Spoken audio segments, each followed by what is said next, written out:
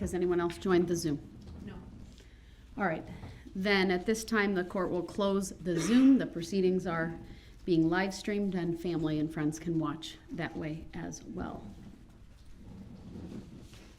Mr. Brooks, I'll turn it over to you then. This is your opportunity to address the court. What, if anything, would you like to say, sir? I do have a lot to say. I'm gonna like to stand up if I may. Go ahead.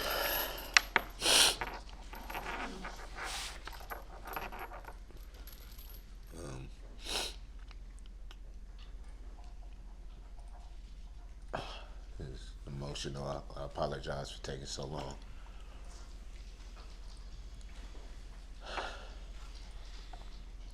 I want to start first by giving glory to God. I believe in Jesus Christ wholeheartedly. I believe that Jesus Christ is the Son of God. I believe that he was sent here by the Father to die for all of our sins, everybody. Everybody in this courtroom today, everyone walking this planet, mostly for those of us who will believe. I believe that he was crucified on the cross at Calvary. And he shed his blood on that cross. And he died. And he was buried. And that he rose again after 3 days to glory. Took his glorious place at the right hand of the Father. The Bible says that he was exalted, given a name that is above all names, so that at the name of Jesus, every knee shall bow in heaven, on earth, and under the earth, and every tongue shall confess that Jesus is Lord, to the glory of God the Father. It's not just something that I was taught by my family. It's something I believe in my heart.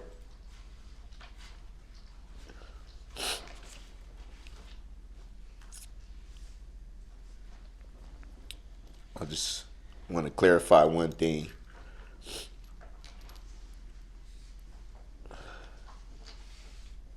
A lot of references was made to one of the things I said regarding my conscience being clear.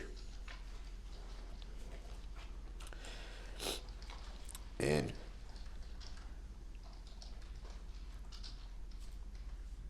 having the time to think about it last night and to understand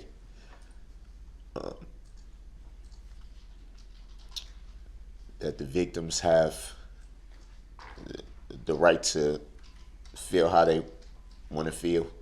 They have the right to their opinions, and understanding that there's a lot of emotion, pain, frustration, anger, hatred, a lot of emotions.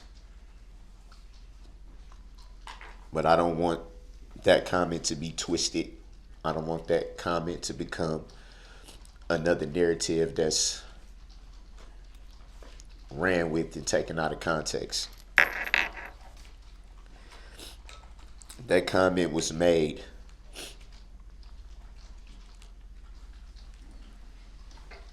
is because I made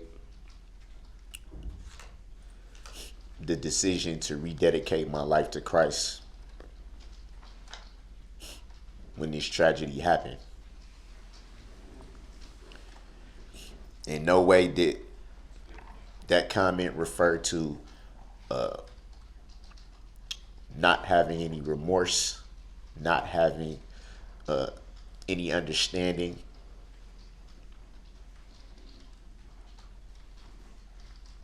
It was strictly made to that point that I have repented, that I have asked God for forgiveness, that I have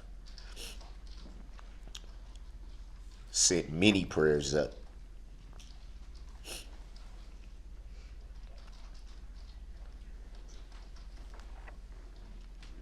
Learning how to wrap my head around this whole situation has been extremely hard.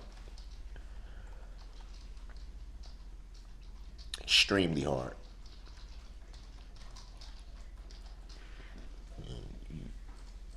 You get minimal time to reflect in a place like this. But one of those minimal times that you get to reflect in a place like this is when you're alone in your cell. When it's just you and the walls.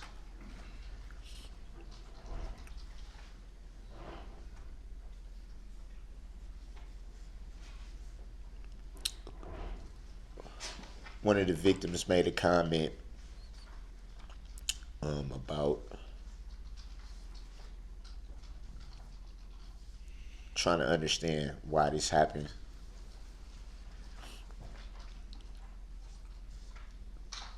That's a question I struggle with myself. The why, the how.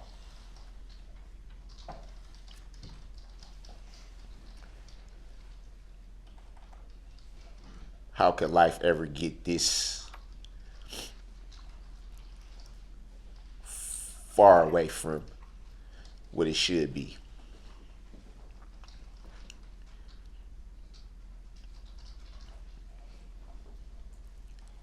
Regardless of what a lot of people may think about me, about who I am, about my family, about my beliefs,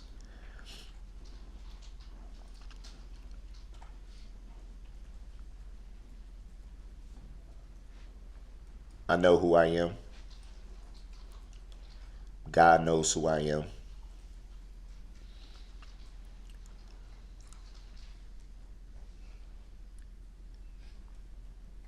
And I don't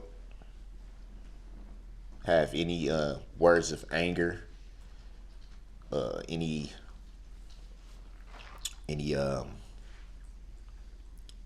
shots, so to speak, to throw back. As I said before, I had to look inside myself and understand why the comments was being made. Why people feel the way they feel, and they have the right to.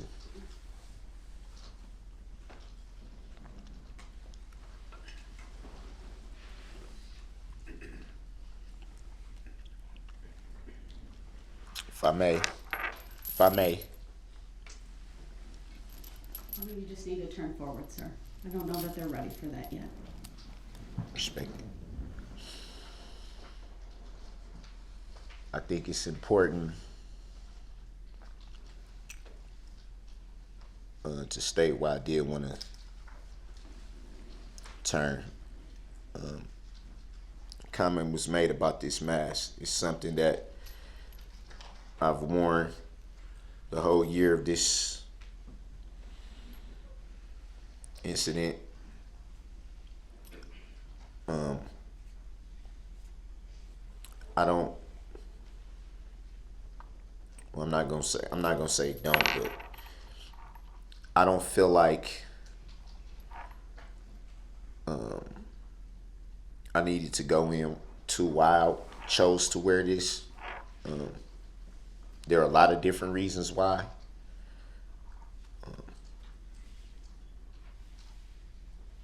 But it definitely has nothing to do with hiding anything.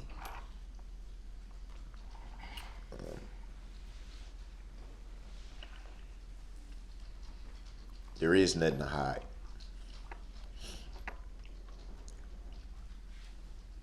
when you're on TV every day,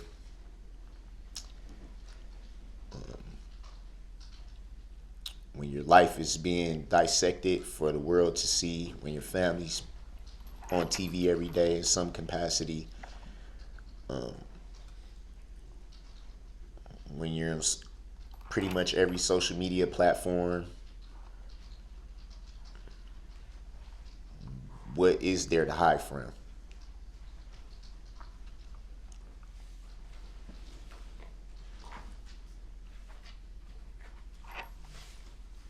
I want each and every victim in this incident, family members, those who lost loved ones, those who are still healing. I want you to know that no matter how you felt during this year, no matter how you felt yesterday, I want everyone to know, also the community of Waukesha,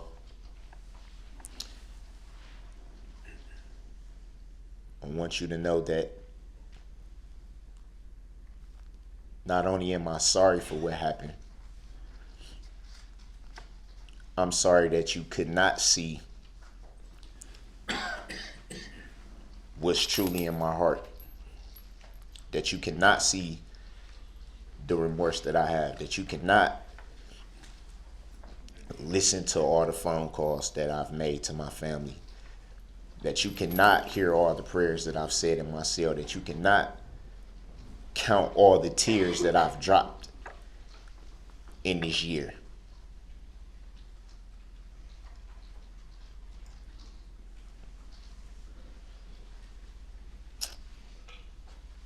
The truth is hard a lot of times.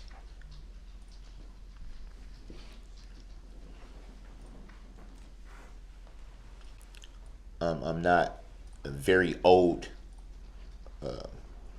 by age standards, but I've been alive long enough to understand that a lot of people are comfortable with hearing what they want to hear, being told what they want to be told.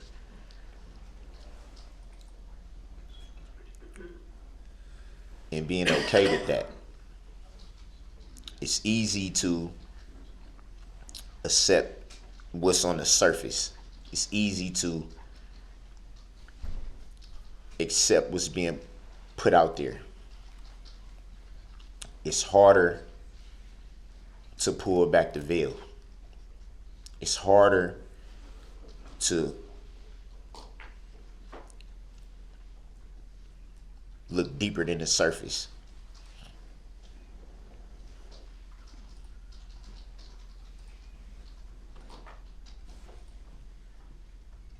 And regardless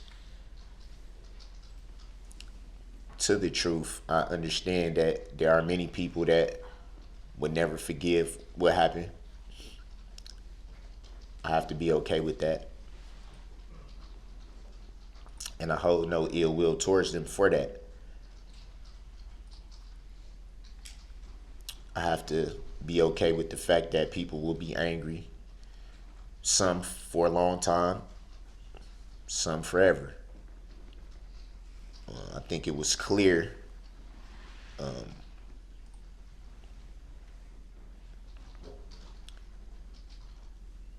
with respects to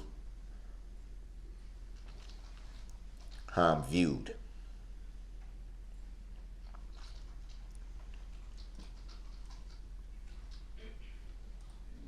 I will not respond to those comments in anger either.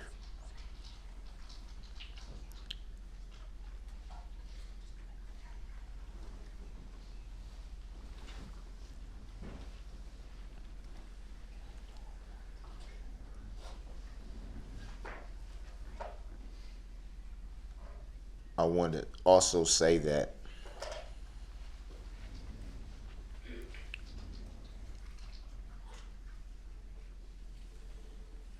it is not me that can take any pain away, replace what was lost.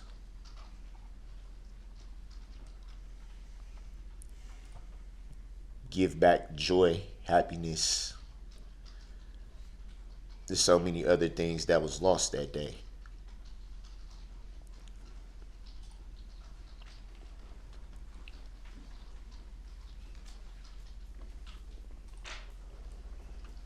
I think all that comes with belief in Christ.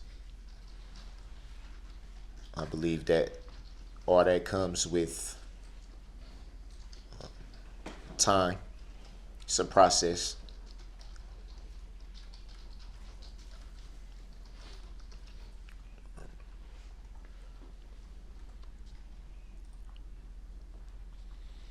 It's a process that we all have to go through.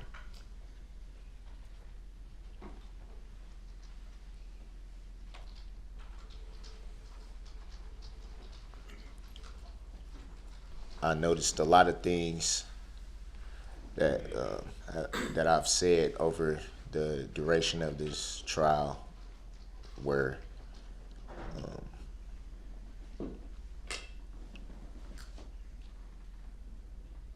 there's a lot of misconception.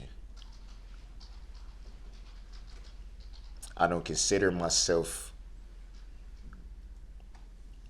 to be a man of God yet. It's something that I'm learning with time, with faith, with study. Lord willing, I will make it to that point at God's appointed time. Something that I'm learning.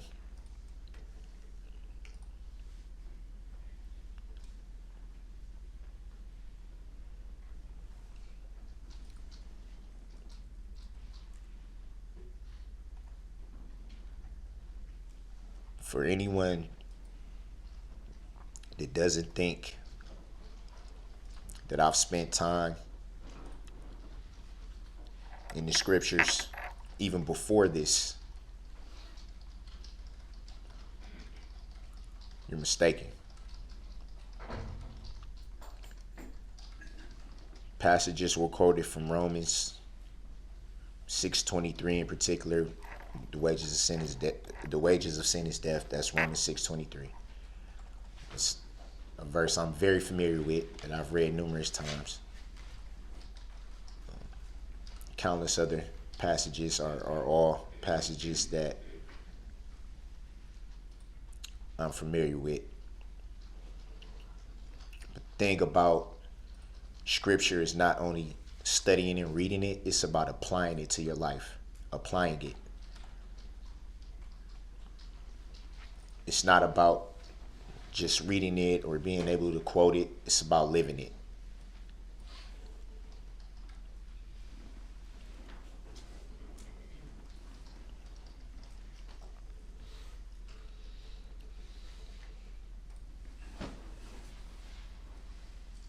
At times during this, doing all these proceedings, mostly trial,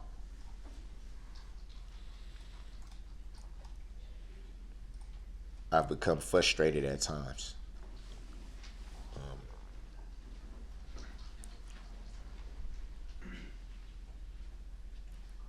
I want you, Your Honor, to know, I want the entire court to know that regardless to what you may think about those particular incidents, they were not personal.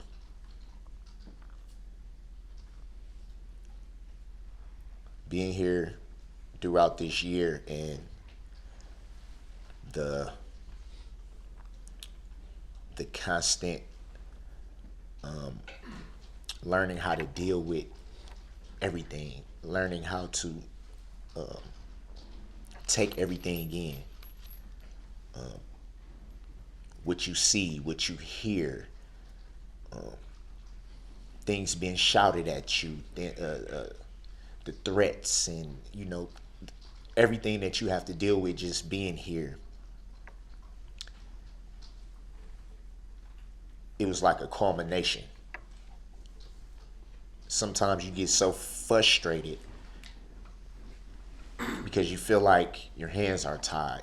You don't know what to do. And for a person like me, it's easy for me to get to that point.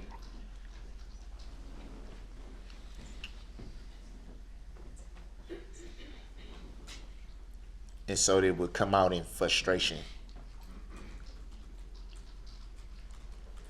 I take responsibility for that and apologize to you, Your Honor, in the court. Nothing about it was personal. It was a part of me that felt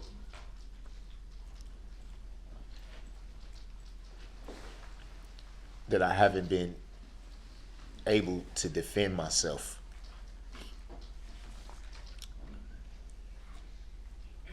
And I think it was just the pot boiling over.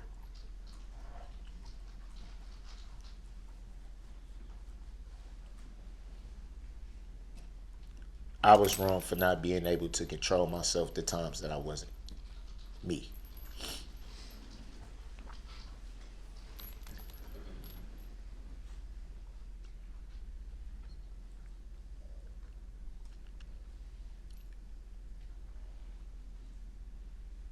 For long as I can remember,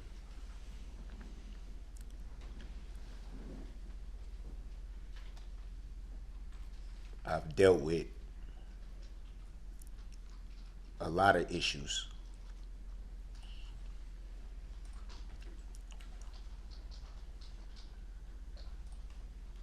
And going back to what I said a little bit earlier about what people see on the surface,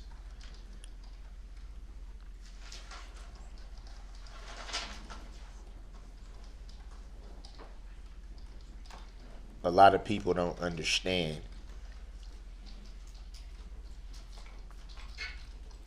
what it is to battle mental health issues.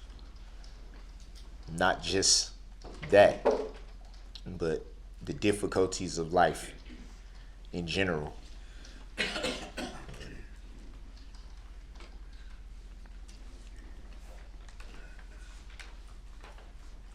The childhood I had.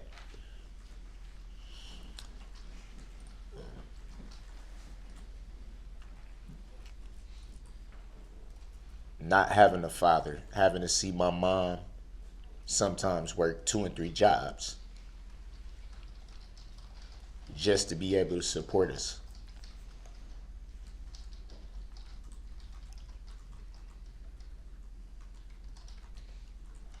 I remember being a child and me and my sister, my mom only had 2 children. My sisters passed away. But I remember being a child and me and my sister and my mom standing in the welfare line to get milk, to get cheese, bread, Spam.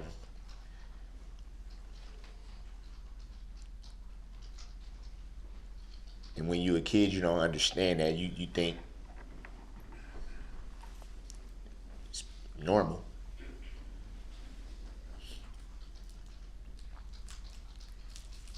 I remember living in apartment buildings infested with rodents and bugs.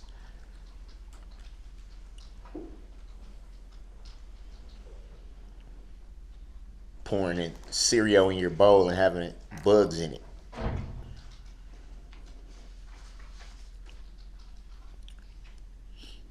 A lot of people weren't raised like that, so it'd be hard for them to pull back that veil and understand that.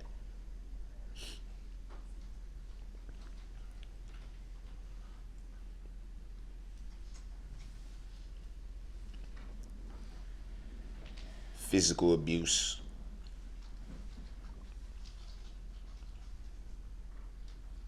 by the people that are supposed to love you.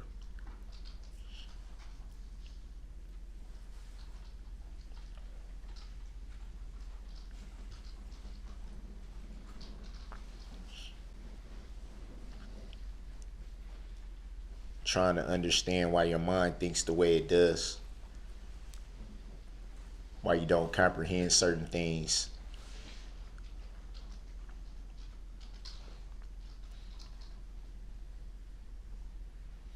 Why no one can provide the answers that you want.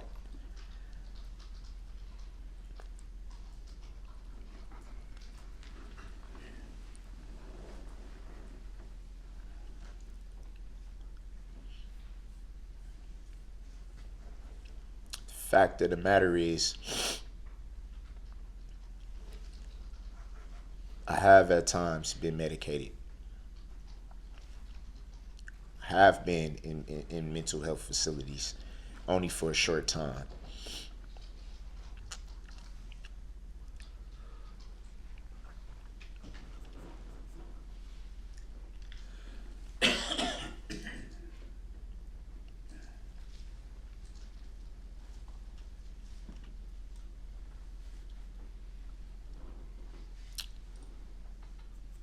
I can honestly say that life was better. It helped.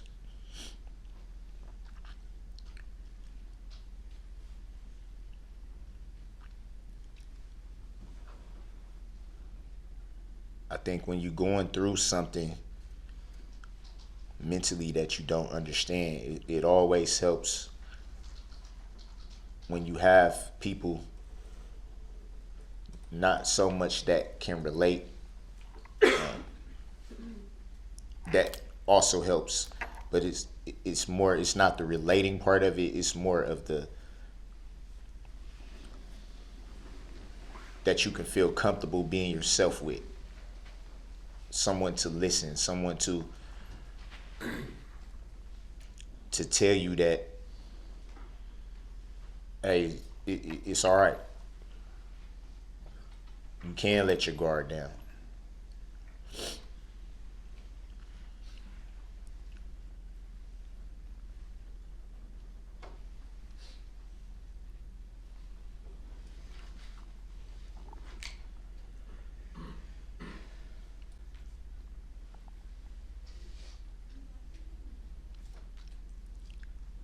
It's a lot.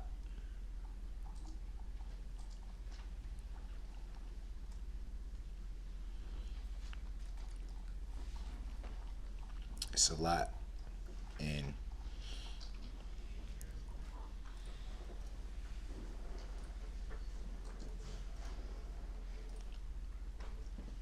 back to what I said about truth.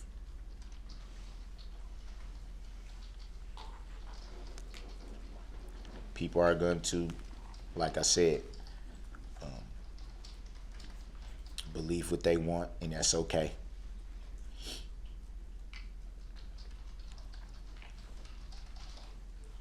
But this needs to be said.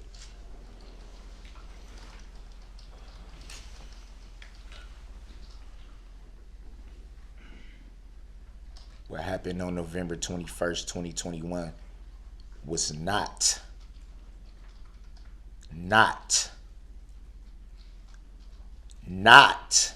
an attack.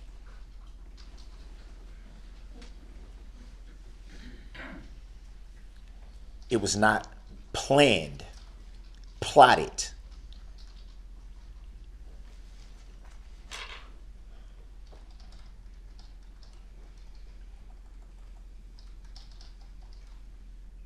When you constantly hear that perpetuated, constantly pushed, constantly pushed, constantly pushed,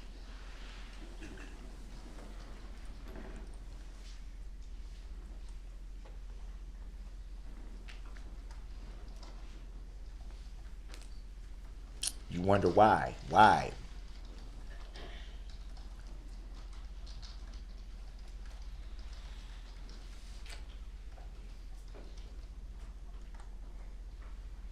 This was not an attack.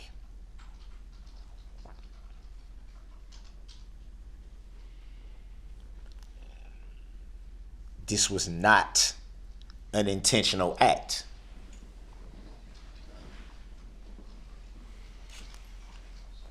No matter how many times you say it over and over,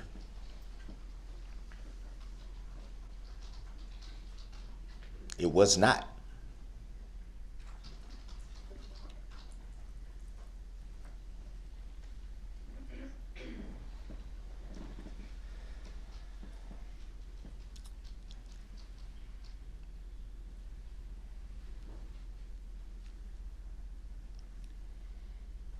I have a lot of,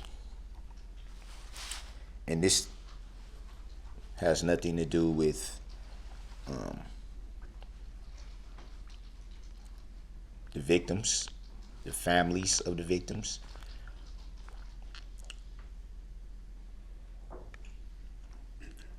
And as a matter of fact, I'm grateful that they had the opportunity to voice their opinions and their frustrations and their angers, because I believe and hopefully that will alleviate some of the wounds. I could never point a finger at them and say they're wrong for what they said, their opinions, how they feel. Never. And I won't do it. I won't do it now, and I won't do it ever. They're well within their rights to feel how they feel.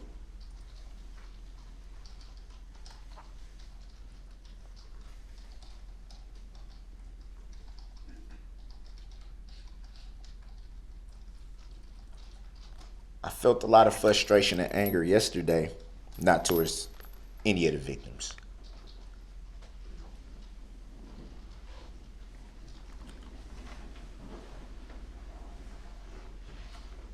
It was towards Miss Susan L. Opper. And I won't even throw shots back at her. Again, I choose to take the high road.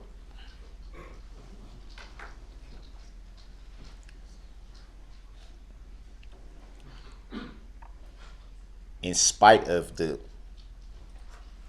clear language that was used by her,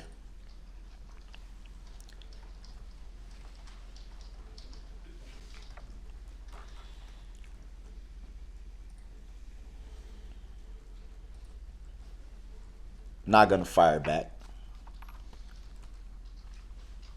I'm not gonna do that.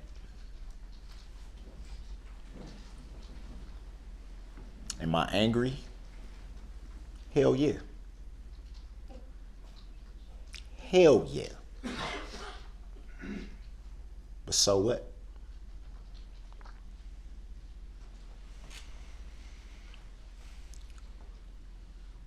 When it boils down to it, the whole prosecution team had a job to do. Can't be mad at somebody for doing their job.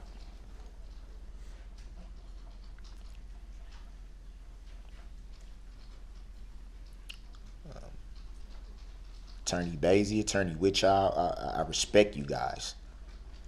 Regardless of what you may feel about me, I respect you guys. I really do.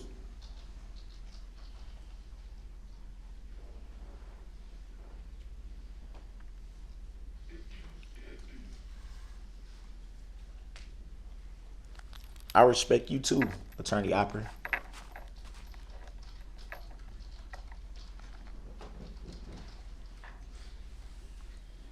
The difference between all you guys is, you, Attorney Opper, I don't respect how you did your job, and I never will.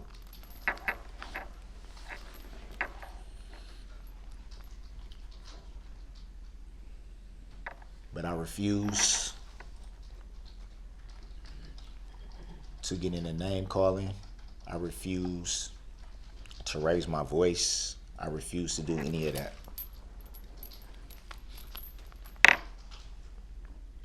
And I realized that last night. The part of me that I don't understand why it goes the way it goes had every intention to come in here and lay into you.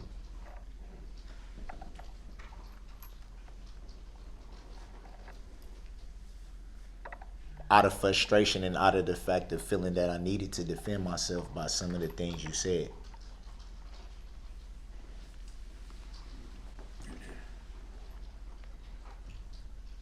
How you had the audacity to speak on situations that had nothing to do with this tragedy, as if you were there, as if you had intimate details, as if you knew everything that led up to those allegations.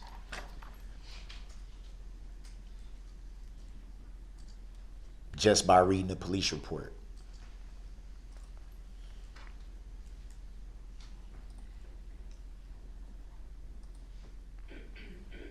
I think every situation is unique in its own way. It all has different circumstances that leads to ultimately what ends up happening.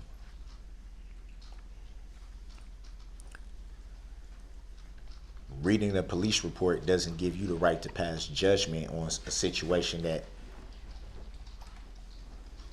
frankly, is none of your concern.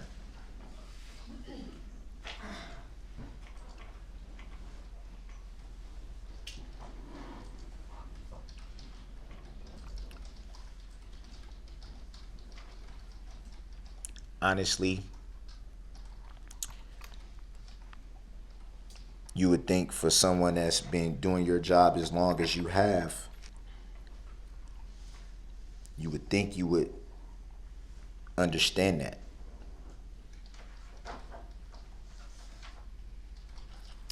You would think that you have some kind of integrity.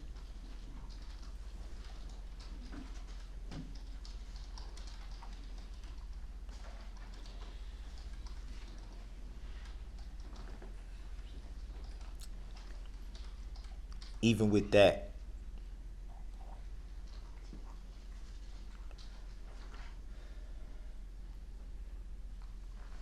not gonna bash, not gonna say anything disrespectful, not gonna call you anything other than your God-given name.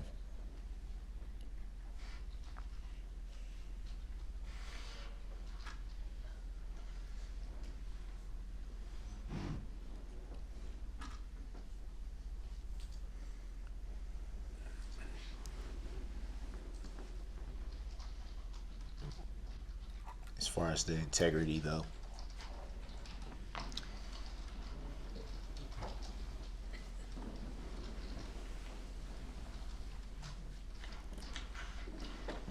I won't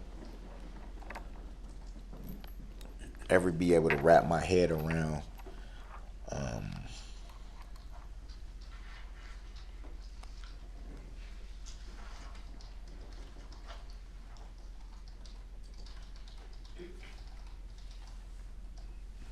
why you did things the way you did it. Made reference to this being an open and shut case. Yet you needed a whole team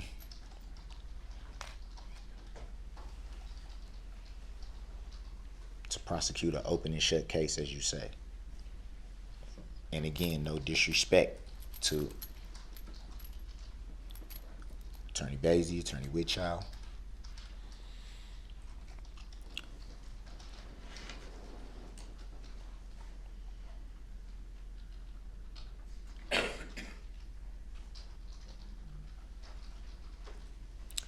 I feel like they was the reasons why your case had any strong points, not from you.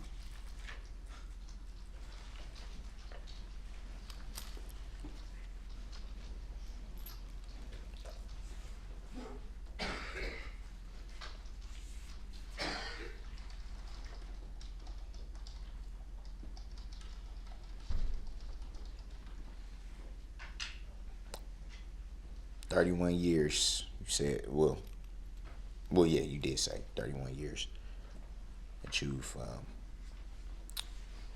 done this. 31 years.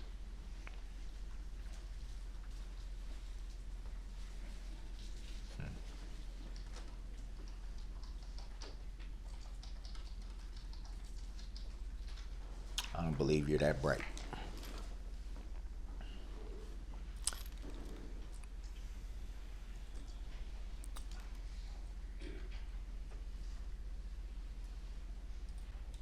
Yet, I respect you having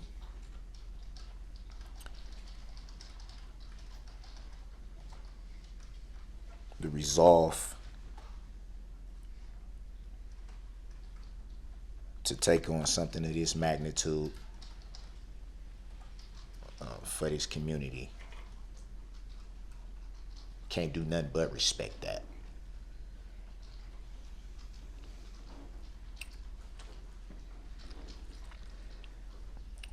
And regardless, when I leave this courtroom, I will have no ill feelings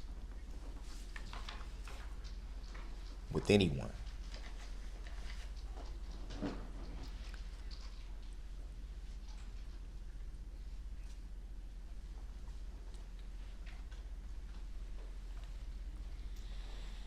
I know this is being live streamed. I believe even in other countries. I've gotten some mail from Germany, Belgium, a lot of it hate mail, which doesn't. I stopped reading it months ago, so it doesn't really affect me. It's irrelevant. I do want to say something to everybody watching, as far as those who take the time, spend the energy and money to write and spew hate, not just against myself, but my family, my children.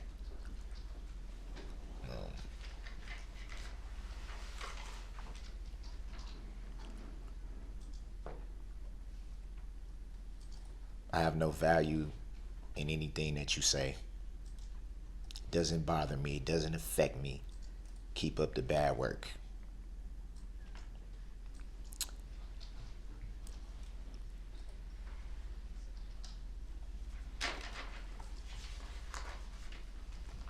To everyone else, the people that have sent letters of support, I thank you for that, because it's not an easy thing to show love and support to someone who's the most hated man on the planet at this point right now in time. It's not easy. It takes a lot of courage to do that. And I thank you for that. My family thanks you for that.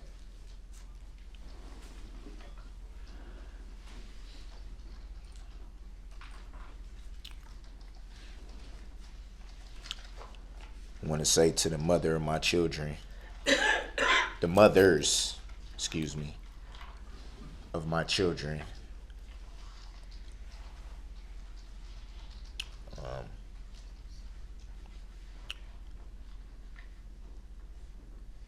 obviously, I think I should start with the obvious, Erica Patterson.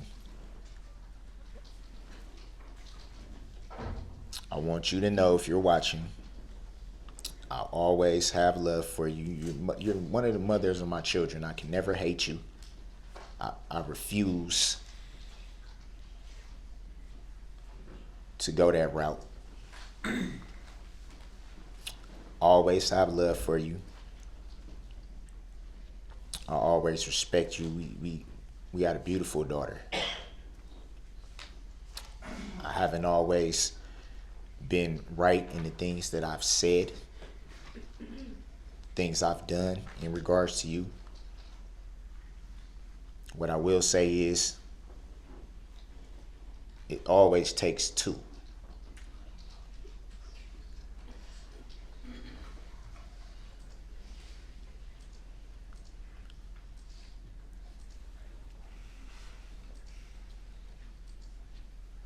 I pray that at some point you will reconcile with your children, and that you remember who I am here in my heart. That you remember that. My oldest son, who's an adult, his mother, beautiful, beautiful spirit.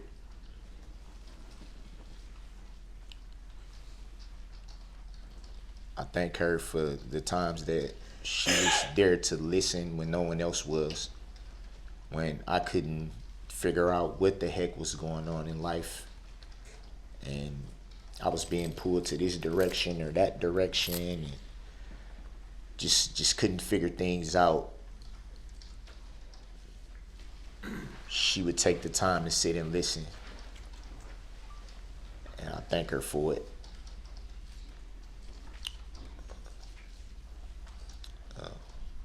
Times where I had nowhere to go, she would find me in the back of abandoned cars or trucks or something of that nature, and she would do things to help. You know, it's a lot of people, a lot of good people out there in the world still. She's one of them. I thank you, Angel. That's her name too, by the way, Angel.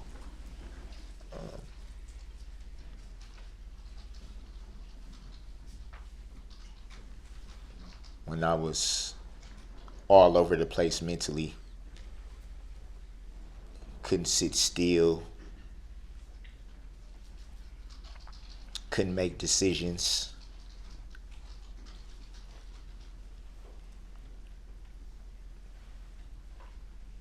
trying to figure out how life would go being young parents, the both of us. She never once judged me. She never once ridiculed me and downed me because of my issues. She always was willing to be there. I'm eternally grateful for that. Jessica, my youngest daughter's mom.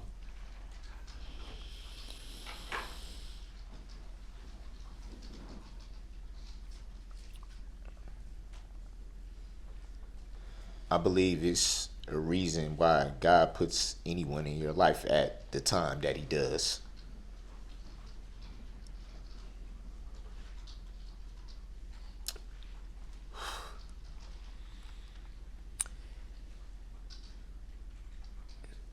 You came into my life at a time where everything was chaotic.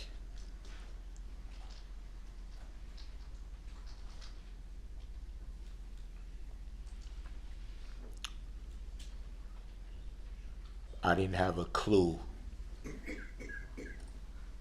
how to even begin to put one foot in front of the other.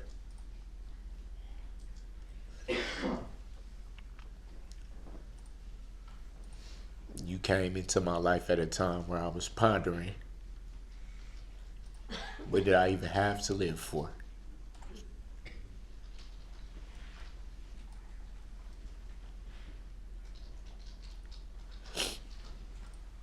And in the midst of that, you gave me my daughter, my baby girl.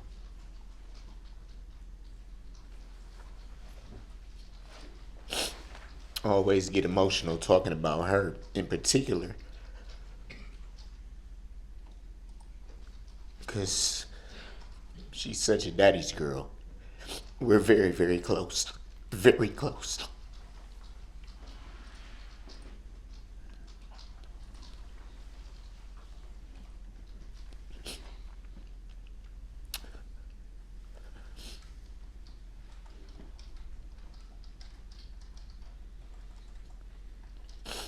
I felt like when Missy was born,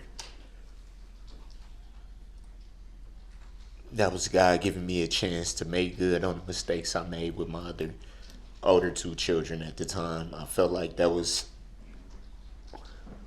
redemption. Everything that I didn't do right before, I had the chance to right that wrong.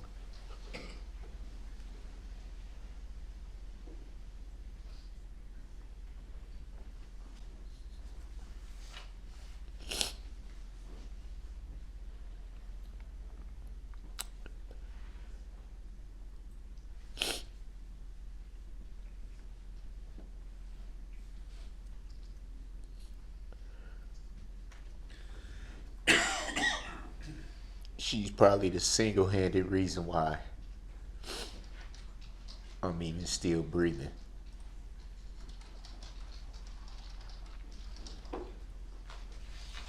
She's such a light in my life, such a light.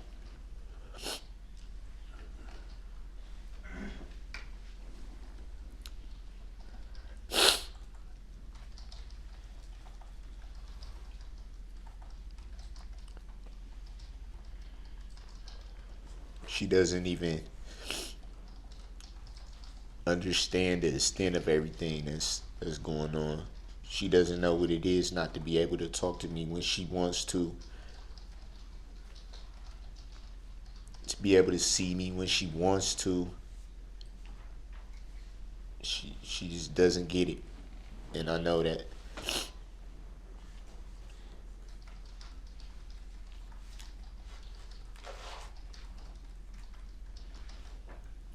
And I'm mindful that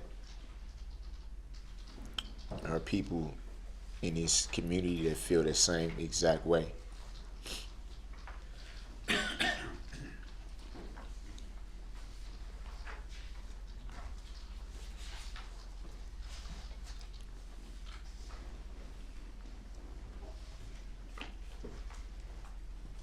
That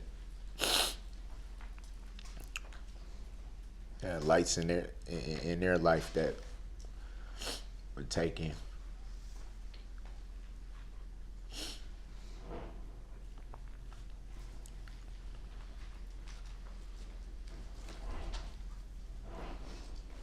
So without being insensitive to that, I'll move past that. I just want to tell my baby girl that I love her. I love you, Missy.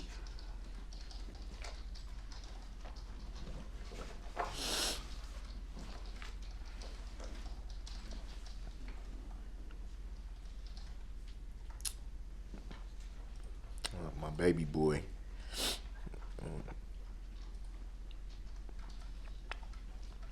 was born in June, during the time that I've been here.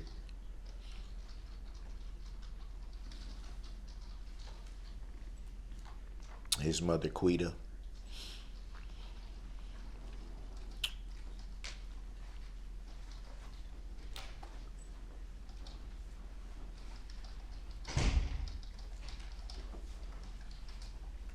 I regret not being able to be there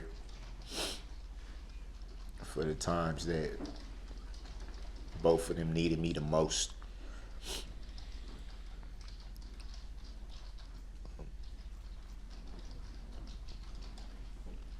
It's not an easy thing for a woman to go through a pregnancy with virtually no help.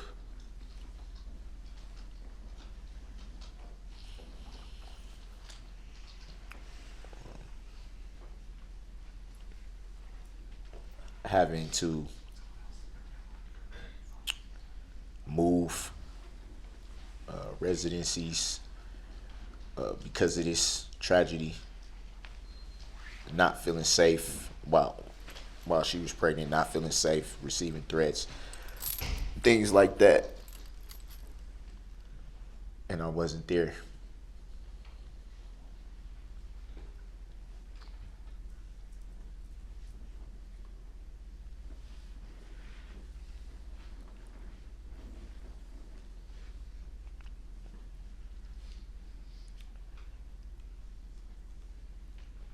I know what it's like to be at the birth of your children and see them born and cut the umbilical cord and to do all those things. I've done that.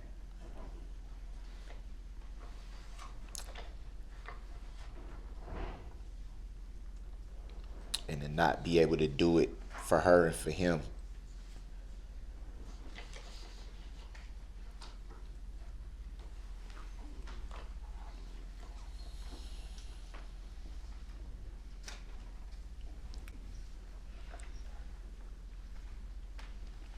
To only know what he looks like because of pictures.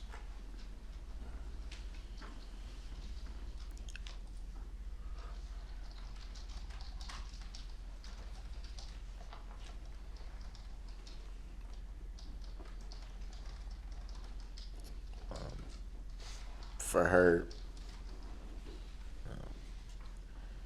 to not feel safe to be in the city or be around my family members to build that rapport, because she can't mentally deal with everything that comes with.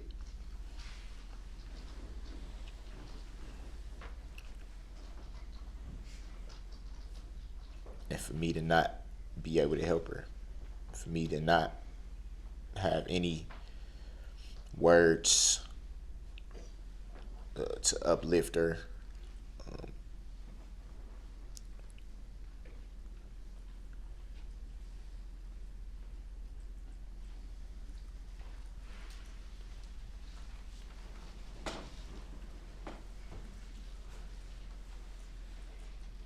her expressing her anger to me,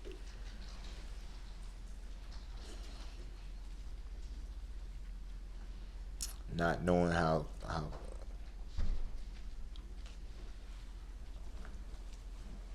everything would go.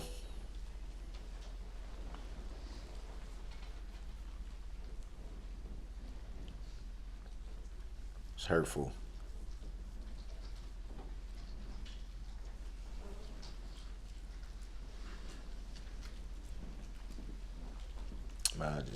I want her to know I believe God has a plan for everything, and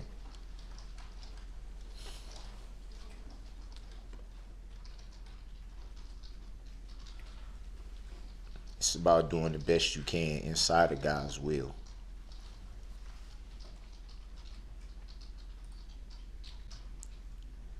Say what you want about me.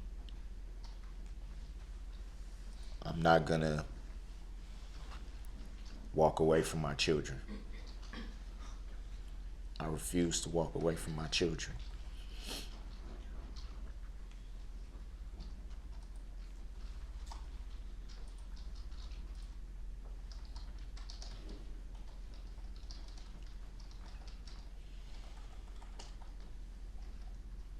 I love all four of you.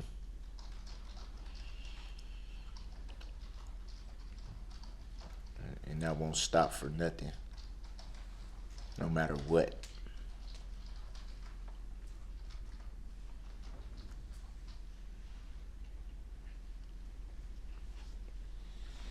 A lot of reference yesterday was made about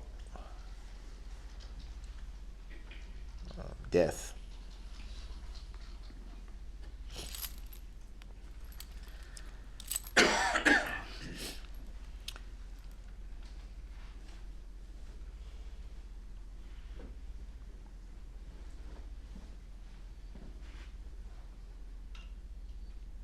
In reference to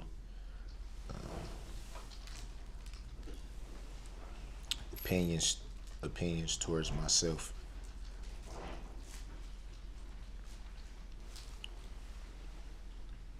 I do not fear death. Not one bit.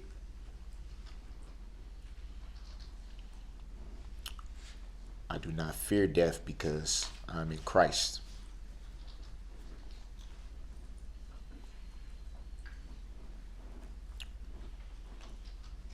whether we believe it or not, at some point, we all have a date. Everyone on this planet has a date.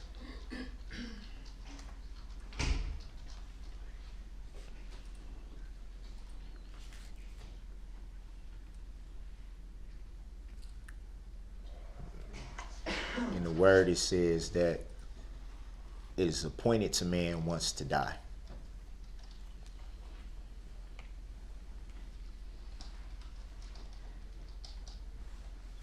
The way I see it, it's inevitable, so why fear it?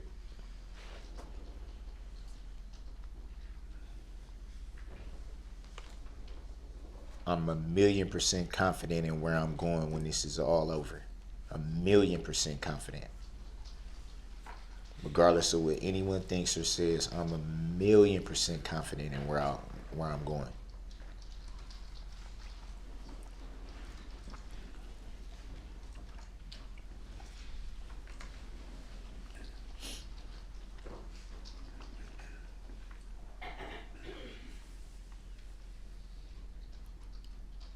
We all got to stand before the judgment seat of Christ at some point.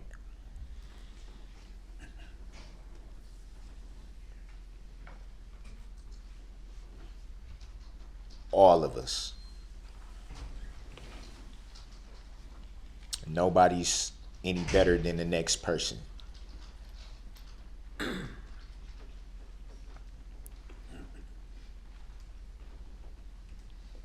Contrary to belief, I do not feel like I'm above anyone.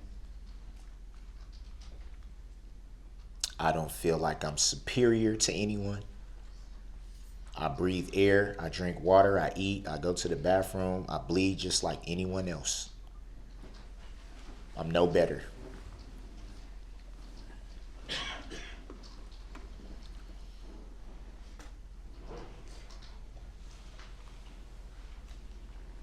I'm a human being. I'm not a monster.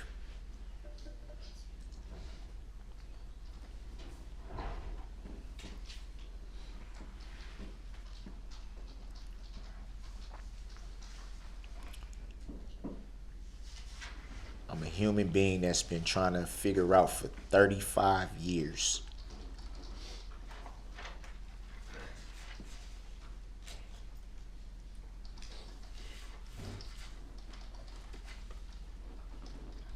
Questions that I've never got the answer to.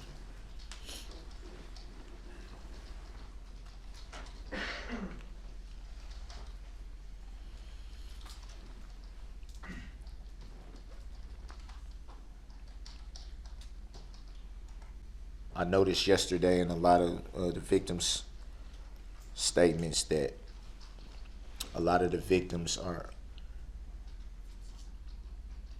going through the healing process.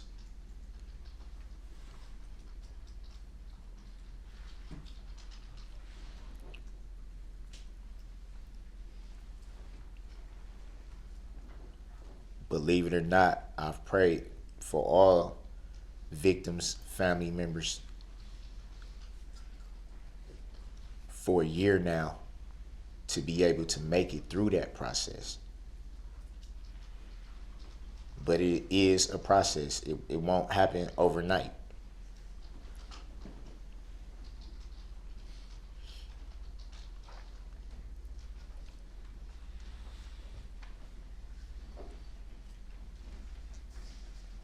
There was a big question of if I was paying attention, if, this, that, or the third, which I won't really get into. I definitely was paying attention. And I heard in a lot of those statements, people that were having their own mental health issues. Some recognizing what it was, others not so much. But that's what it was. A lot of things that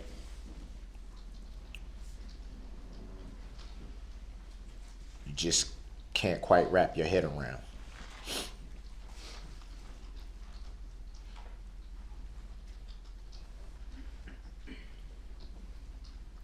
believe it or not,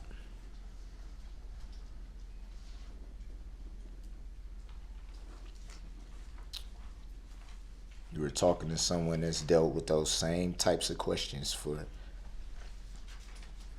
a long time.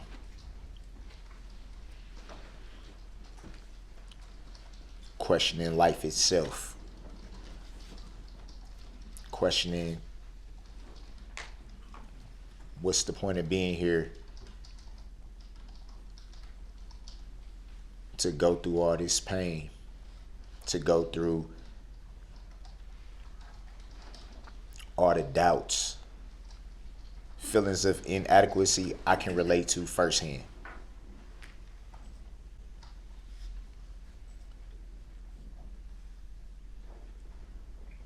Being made fun of, being joked about, being jeered at, being bullied. Growing up, I can relate to all of that because I've been through it.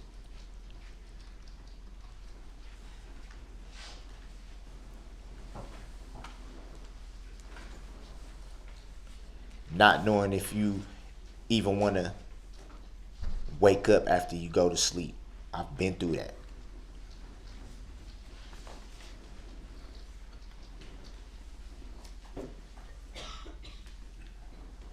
Wondering if you'll even be missed when you're gone.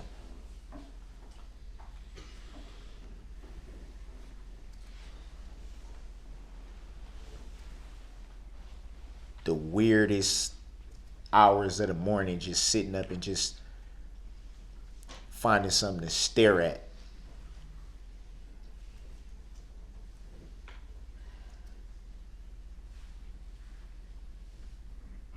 Hoping that an answer may just fall out of the sky on you.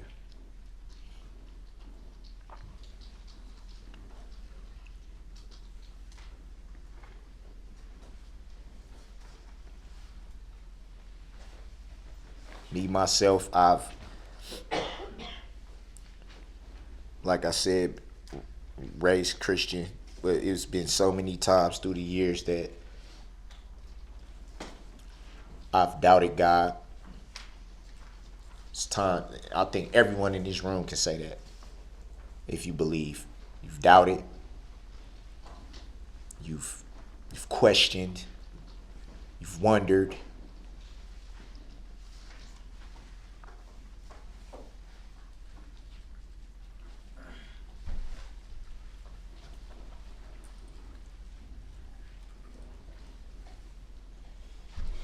Been in situations that just can't figure out why. How did I get here? What did I miss? What didn't I catch? What didn't I see? How did it ever get to this? How did it ever end up with this?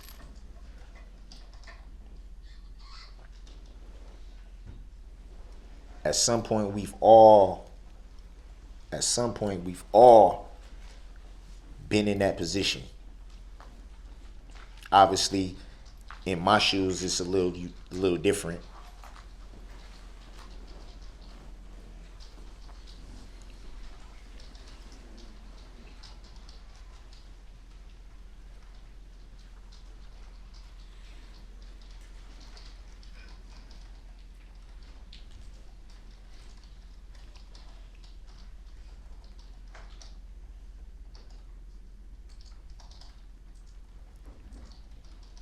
I said before,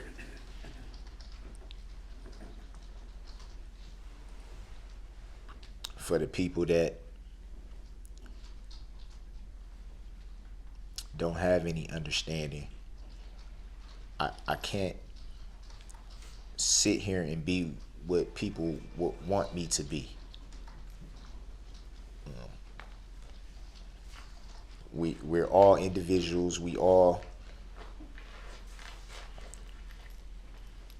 have our own ways of looking at things, and we all have our own personalities or whatnot. That's what makes us unique. Is our individualism. how one person may react to something, another person may feel the same exact way, but probably not react the same way. People can agree on certain things and still have a different approach.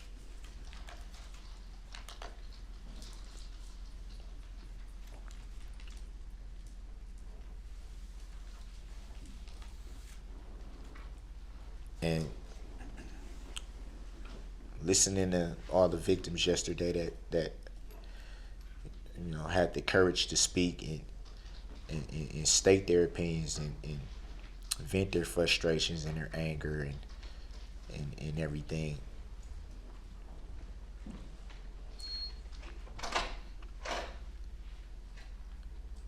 I heard a lot of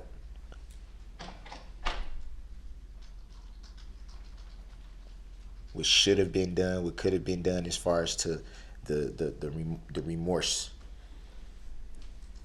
I apologize for not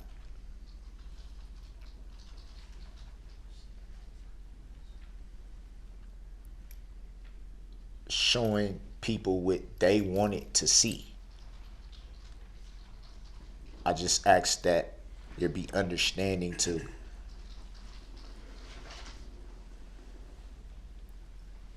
that there's a side out of the courtroom that's not seen.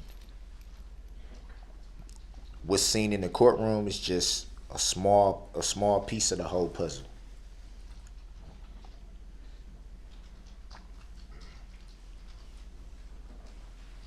Just a fraction.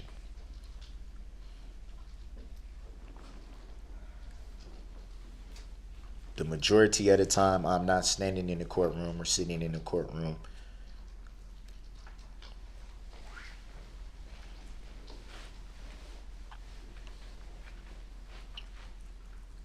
It's not a day.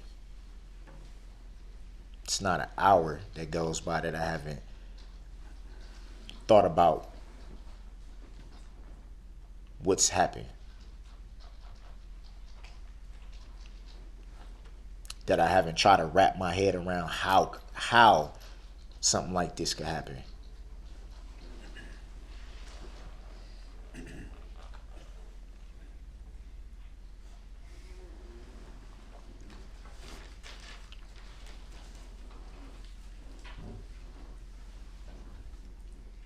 Where I haven't thought about the pain that you all are in.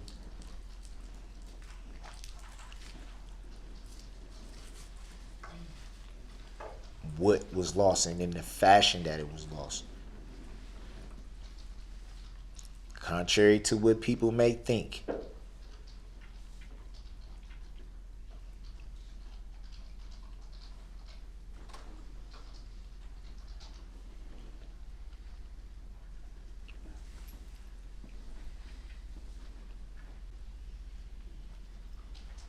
You get to a point though, and obviously it's different with me being in this position and people being on the other side of the coin, so to speak. It's a different position.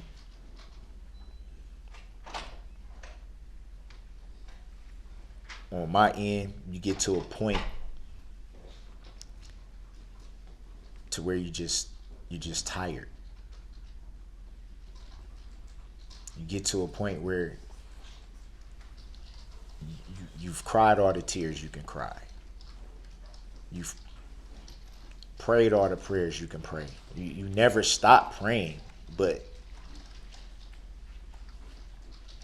it's repetitive at this point. You get to a point where you're completely drained. You don't know what else you have to give.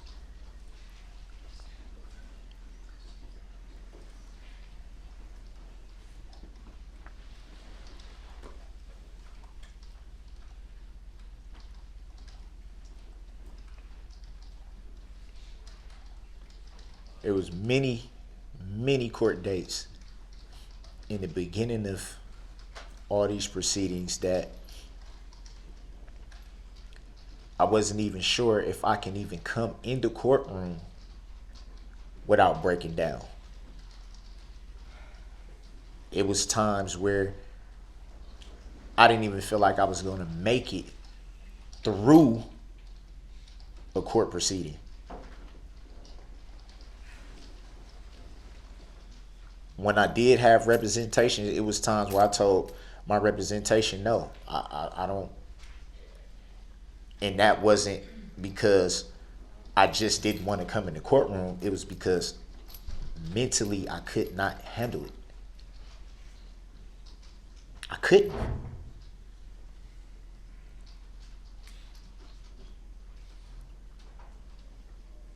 Having to be prepped for everything that I was gonna walk into. Them telling me, it's gonna be this kind of atmosphere and expect this and it's just like, wow.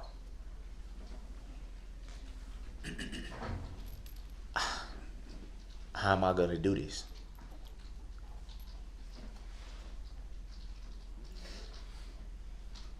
I want everyone to know, though, when you walk out of the courtroom and the cameras aren't rolling anymore,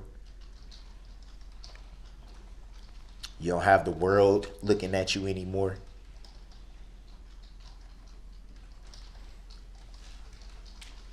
That's when you can feel like you're human again. When you can go back to your cell, drop your tears, pray, punch your mat if you're frustrated.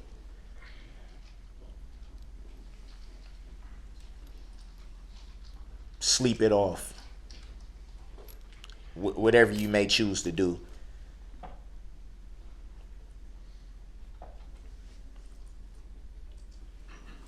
And I wonder how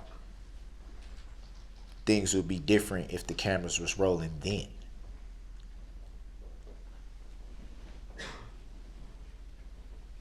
When we remove all this courtroom, how would it be then?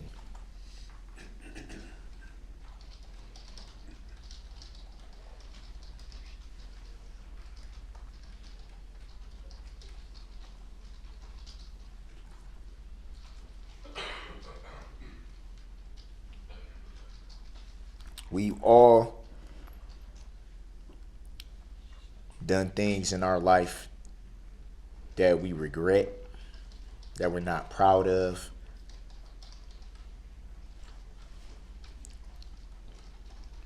That we don't know what we were thinking.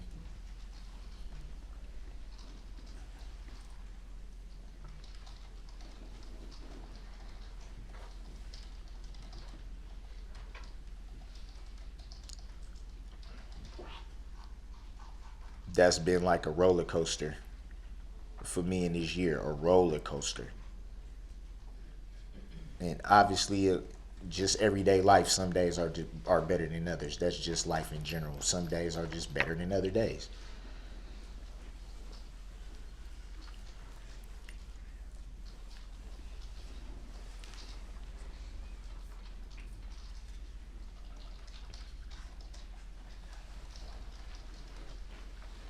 You heard my best friend speak a little bit earlier.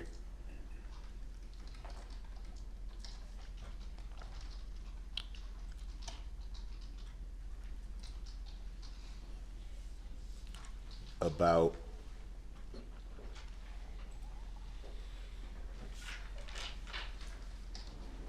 I guess it would be more happier times, but even then,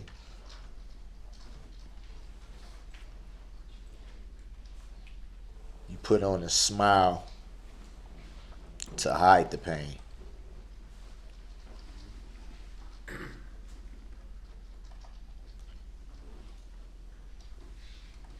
Long before November 21st, 2021, long before that day,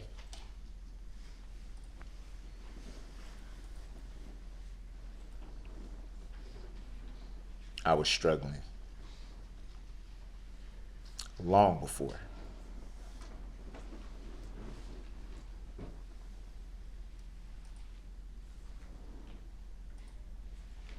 Feeling dead inside.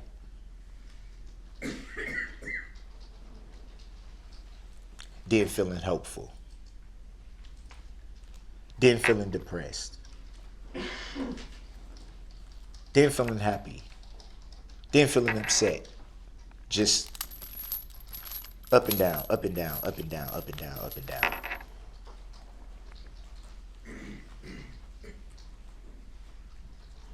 %90 of the time not even knowing why you're going from point A to B. Why is it going like this?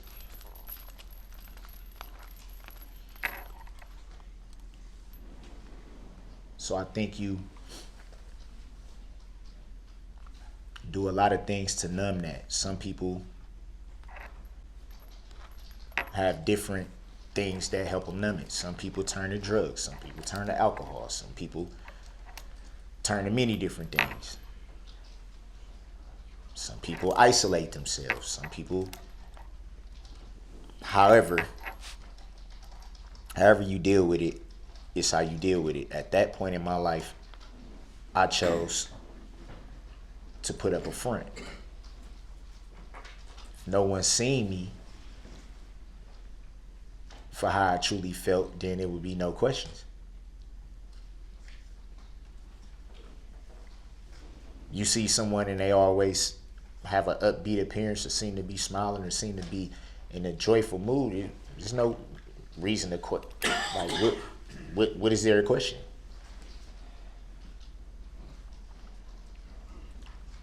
How much turmoil could it be? The first thing they would say is, every time I see them, they're okay. It's not okay.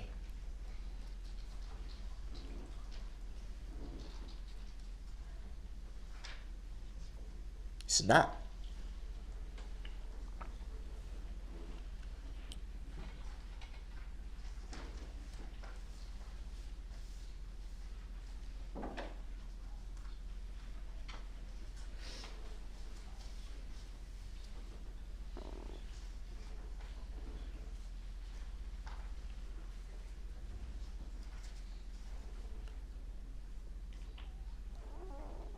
But I do believe one thing, though. As long as you have breath in your body,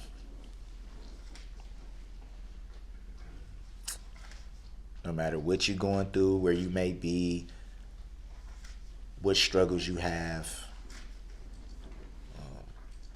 what you can't figure out, you have to find a way to press forward. You have to keep faith, and you have to press forward. I think the Apostle Paul said it best.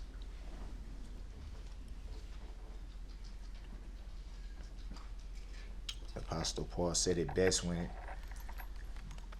he said, one thing I do, forgetting what's behind me and straining toward the upward call, of which Christ has taken a hold of him.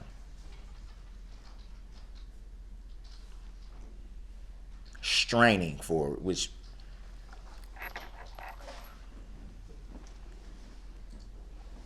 acknowledging that it's difficult.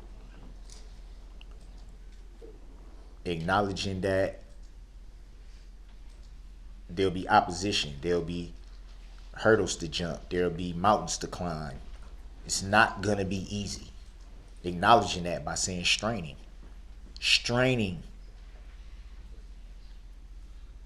to move forward.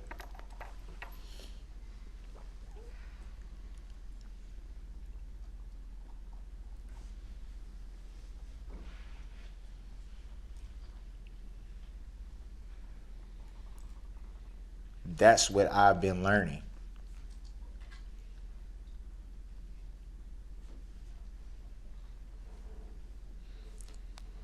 Is it frustrating that sometimes people mistake that for not caring? Yeah. It's very frustrating.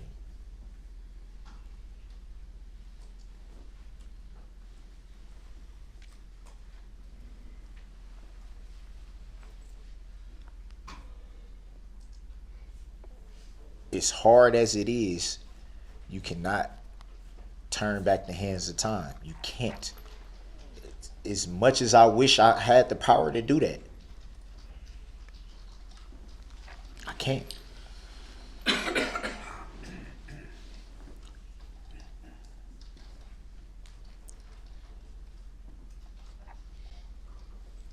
So I have to look at life going forward, not backward. I have to look at reality.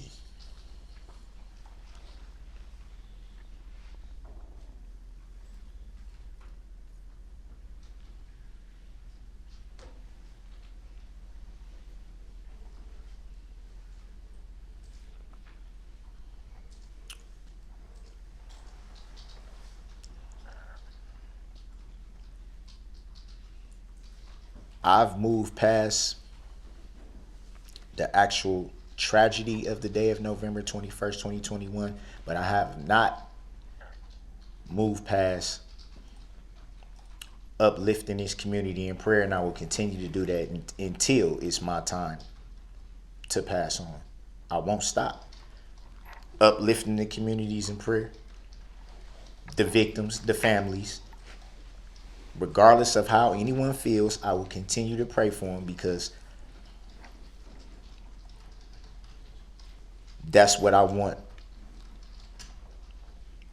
my heart to reflect. And I don't want it to be misinterpreted what I'm saying by that, by saying I moved past the actual day. To clarify that, so there's no misconception,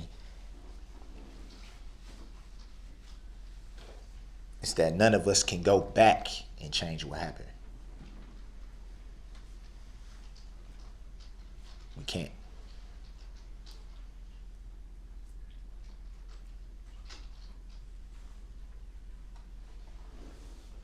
But that doesn't mean that my life has to continue to be defined by that.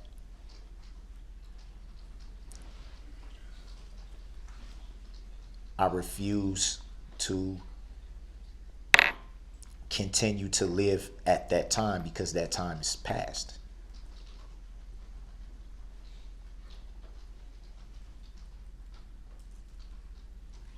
We can always say shoulda, coulda, woulda. Nobody knows what they'll do until they're in that situation.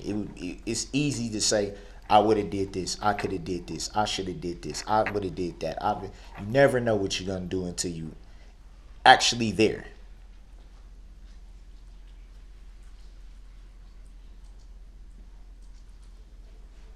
Does anyone think I haven't asked myself that? Man, I should have. Why didn't I? What does it matter now?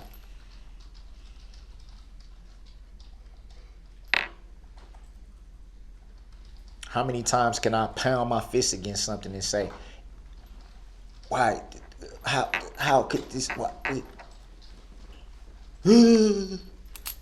how many times? Before you just like, you have to move forward.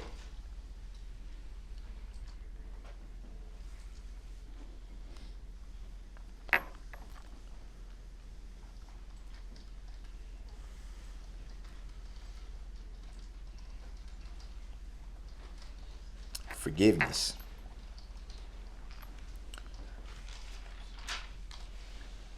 Matthew 6:14 and 15, forgiveness.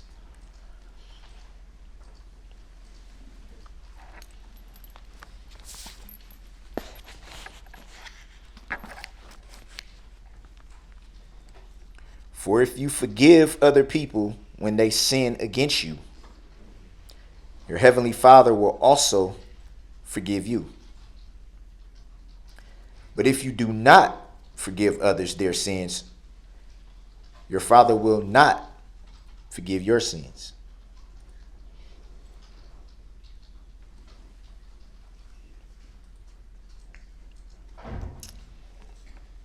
That's Jesus himself, God himself.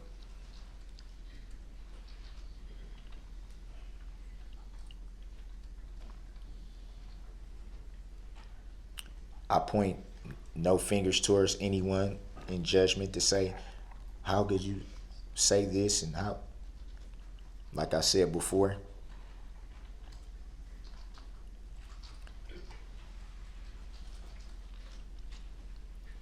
how people process this tragedy is how they choose to.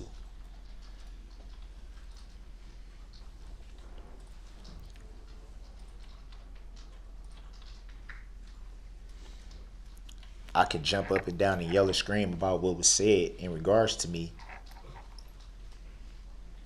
but why?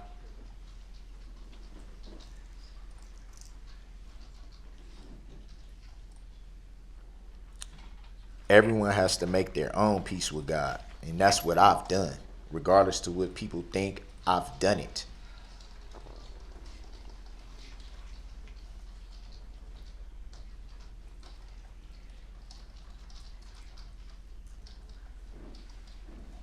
I don't want that to be confused with being at peace. It's a process, but I've made my peace.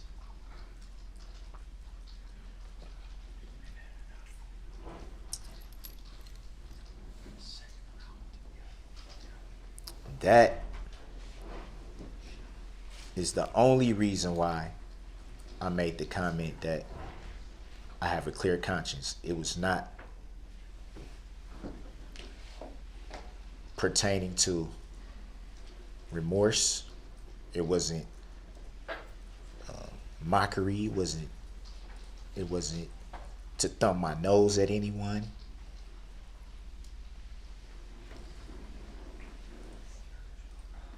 That wasn't what that comment was about.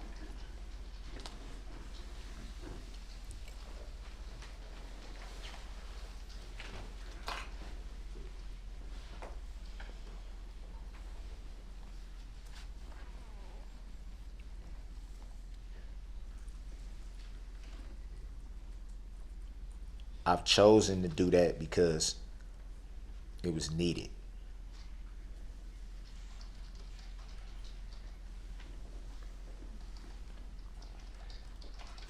It's easy to lose your way in a world because the world is, as we all know, it's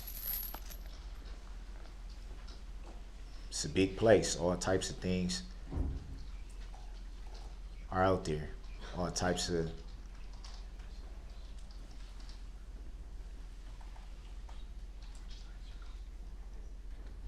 it's easy to get caught up in the world.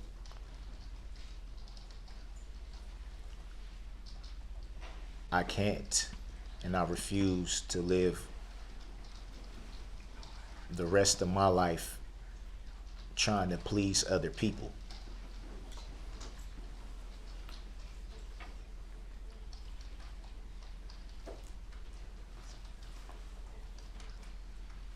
I still have a long way to go to get to where I need to be. But my life now is about pleasing God. It's about what He wants, not what I want. It's about what He wants, not what everybody else wants.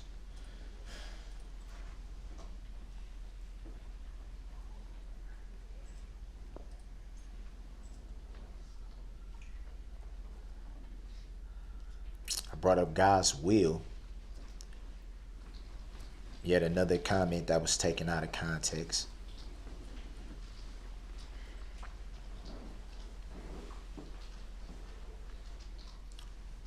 A comment that again was not meant in a disrespectful manner in any way. was not meant to thumb my nose at anyone in any way.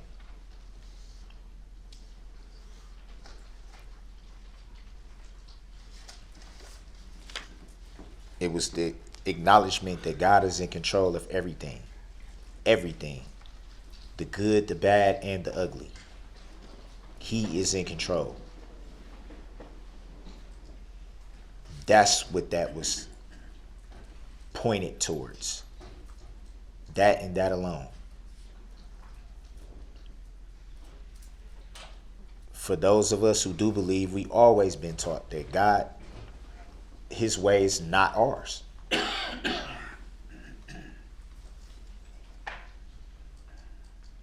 What he sees fit to do, we can't stand in the way of it.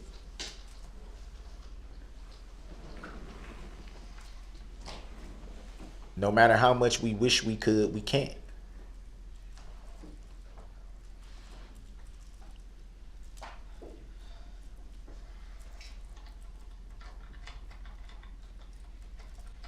Frankly, sometimes that sucks.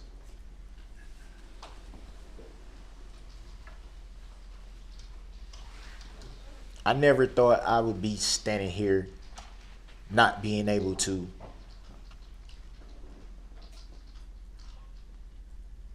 enjoy a time with my family that anyone would enjoy with their family. People lost loved ones.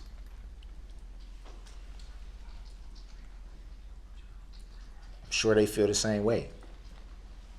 They never expected to be here now because of something like this. That is not lost on me.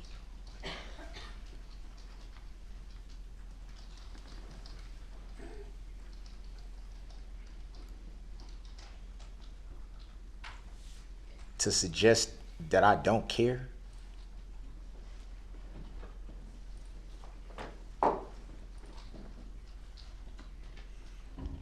out of everything that's been said during this whole year, that's probably the hardest one to digest.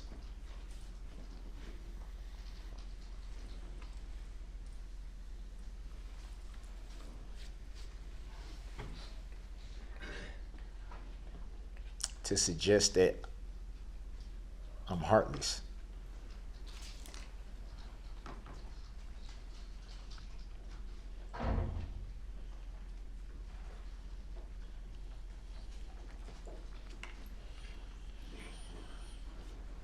Mr. Brooks, what do you think this court should do as far as the sentences are concerned with all of these convictions?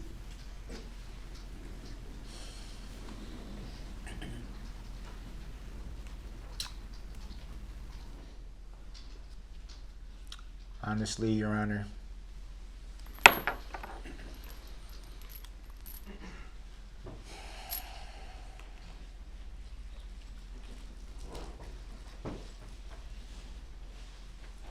and I don't want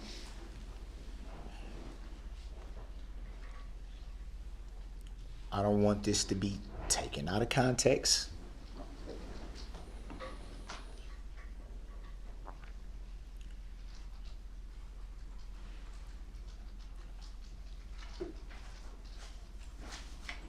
I believe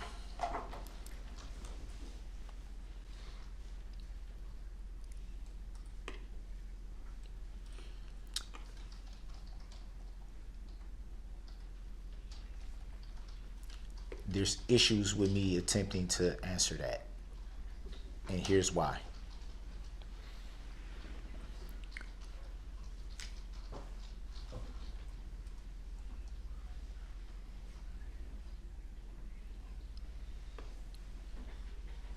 I'm still confused.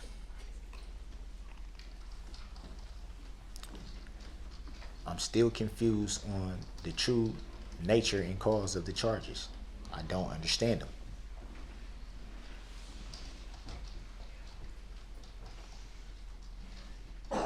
I also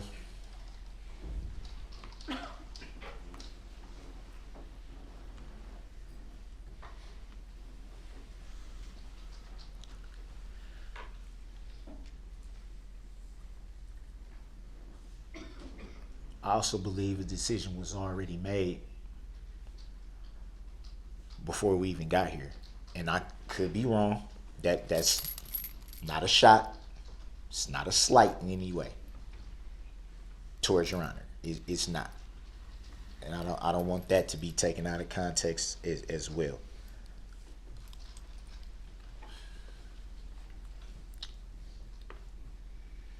I will say,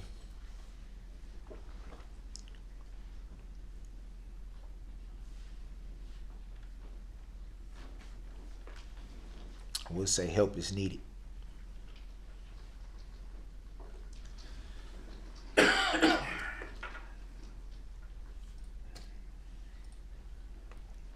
When you've dealt with certain things as long as I have,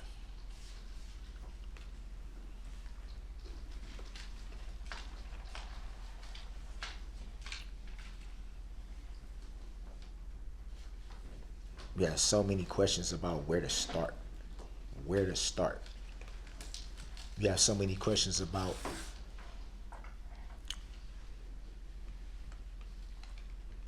what can give you the help you need, who can point you in the direction to get the help you need. There's so many things that you just, you don't know where to start at.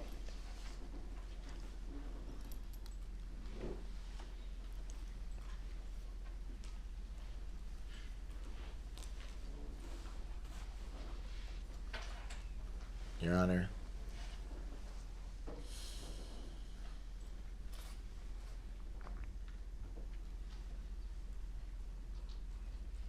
I think that throughout these proceedings, and I've noticed this, that you've been very observant.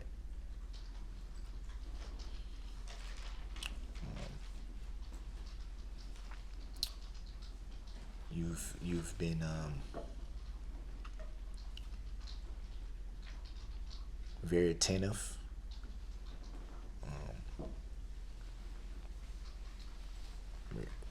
Regardless of me being frustrated with some of the things that has been, I can't do anything but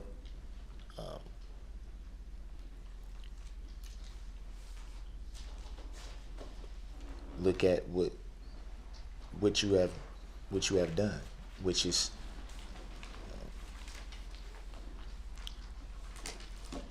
you have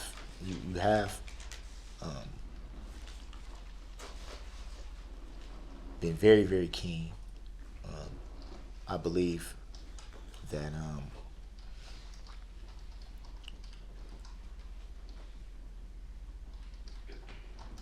still a lot of issues there.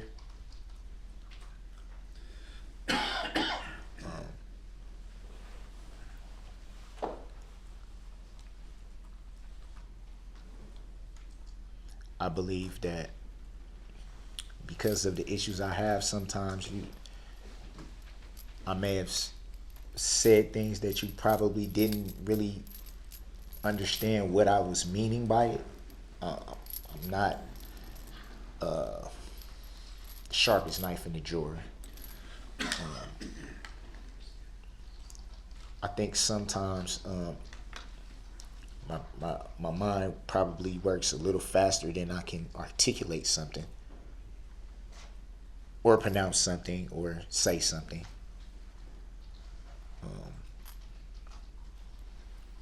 Obviously, it would be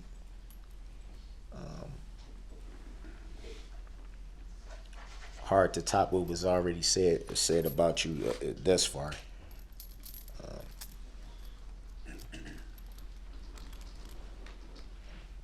You've gotten an incredible amount, a credible amount of love.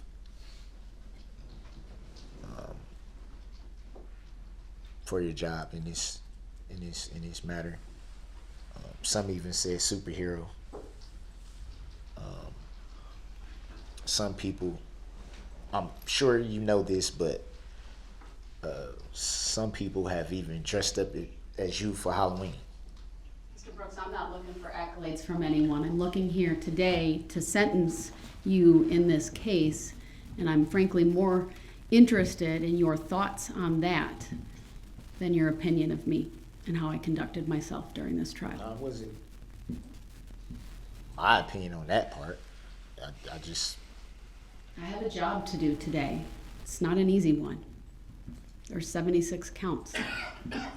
I'd like you, if you can and if you want, to tell me how you think I should do that. That's what the victims have stated. That's what the state, right? They provided their recommendation. The only thing I can say is one thing that should be taken into account is the time that I've served. Been here a year.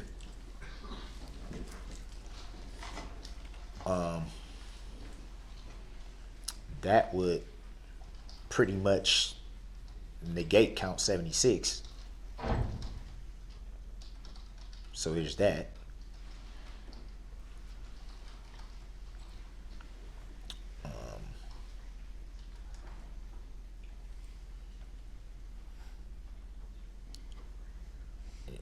Your Honor, I'm confused. I don't understand the true nature and cause of the charges.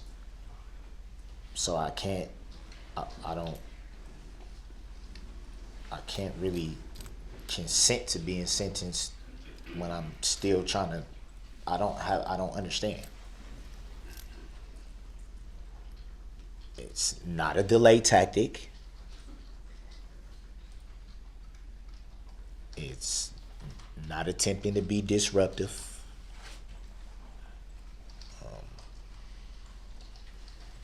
It's not intended to stop the proceedings. It's my honest opinion. I have trouble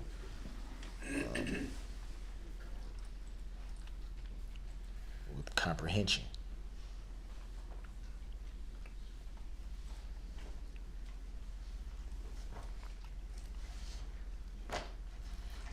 I can say with 1,000,000% certainty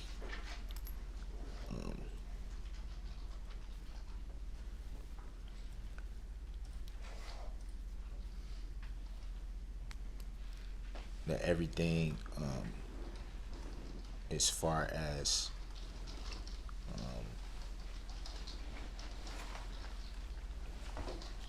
in regards to me, everything should be looked at in its totality.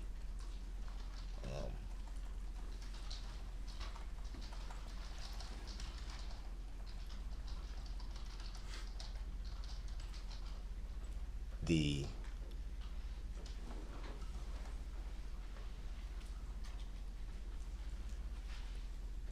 mental health issues, I believe that you've seen them rear their head at times. I believe that. I know that you've seen that rear its head at times.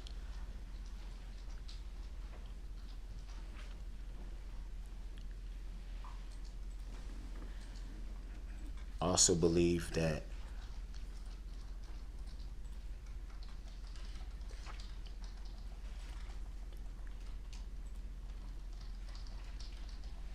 you recognize the need for the help that's needed.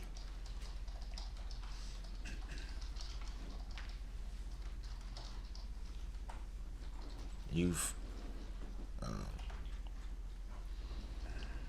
seen things as far back as my childhood, and I believe that you understand the certain needs that would benefit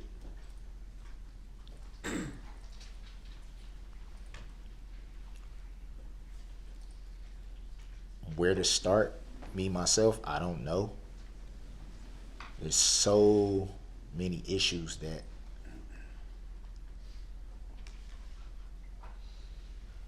I've been trying to address for a long time. A very long time. And I don't know where to start. I have no idea.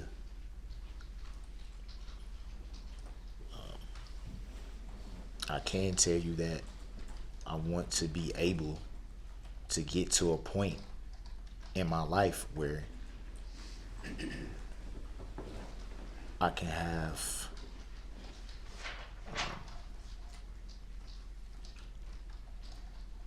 the ability to recognize before before it happens, when something could become out of control, before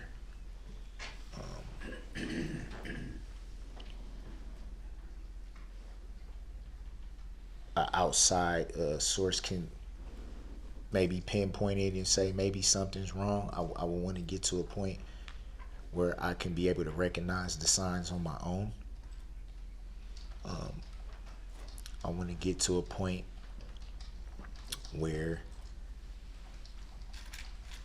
I don't have a mind that's jumping back and forth and all over the place, and these moves, they go from here to here to here to here to here to here to here, and then it's like, oh, I'm cool, and then it's here to here to here to here. I want to get to a place where I can combat that. It's this, Your Honor, this has not been easy. And not just this, but life in general. It has not been easy. It's not easy to wake up every day and try to figure out how to stay grounded, or how to stay in a I don't want to say a box, but to be able to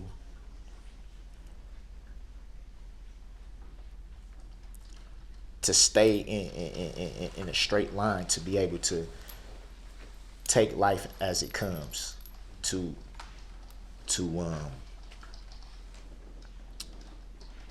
not only be able to cope with things.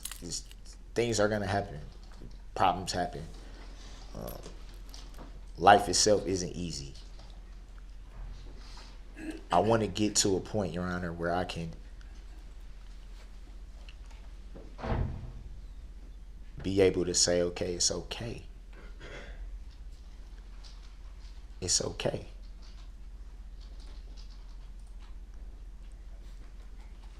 I can be myself.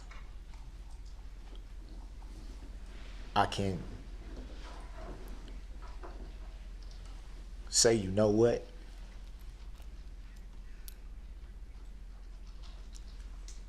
You aren't the only person going through this. This doesn't make you any less than anybody else. I wasn't asked to be born this way, Your Honor. I wasn't. I was not. I don't understand it. But the fact of the matter is I want to get to a point of happiness again. To be able to be medicated and not care what people think.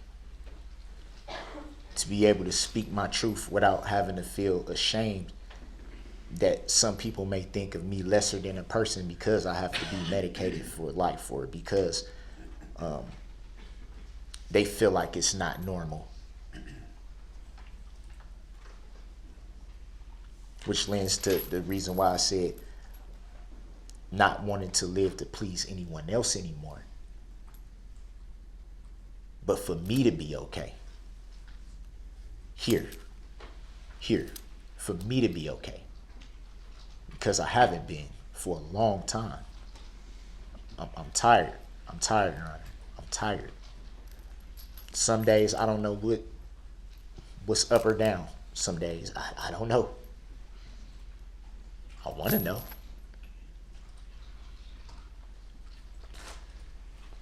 Mr. Brooks, it's going on 2 hours. I feel like we're starting to cover the same ground over and over. So I'm going to ask you again, because I'm really interested in your perspective. I want to know, as I consider and contemplate and finalize what to do in this case, if there are any sentencing recommendations you have on your own behalf to make at this time.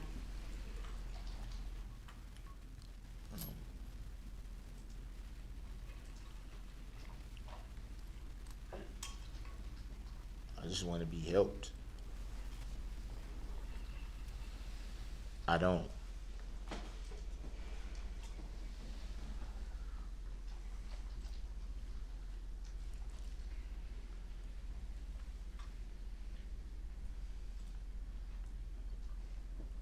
I don't want to live with inside this pain anymore. I know that's probably not the answer you're looking for.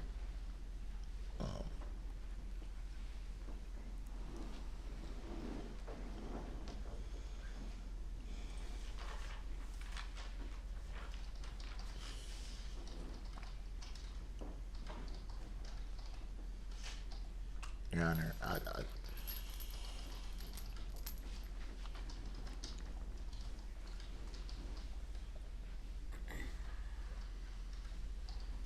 really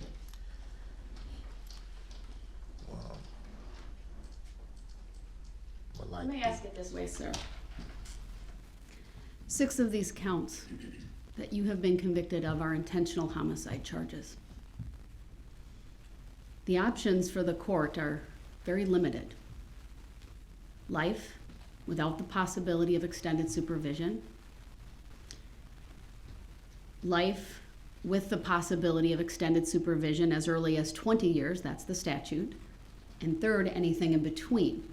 And then lastly, related to that, there's an enhancer of 5 years for each count based upon the jury answering that special verdict question, did you commit the offense of intentional homicide by using a dangerous weapon? Thoughts on that? I don't. Do you think you should spend the rest of your life in prison without ever seeing freedom outside bars? That would be extended supervision.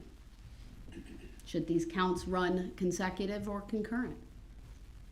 Meaning one after the other, or serving them at the same time?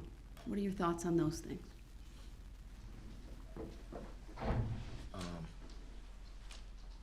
I didn't understand everything you said, but I did.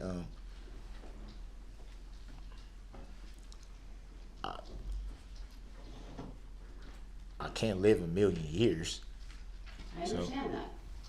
so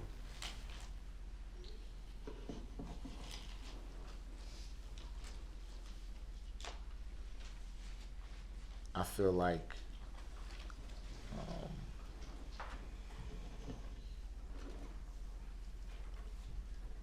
I should be able to go somewhere where I can be helped, where I can be properly evaluated, where I can be properly medicated.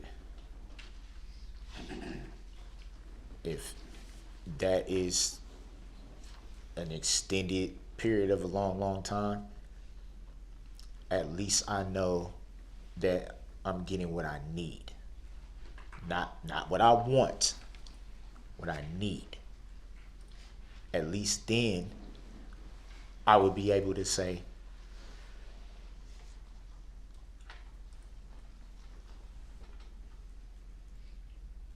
it's okay.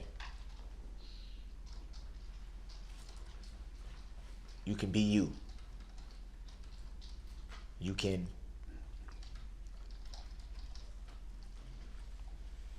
be grateful for the fact that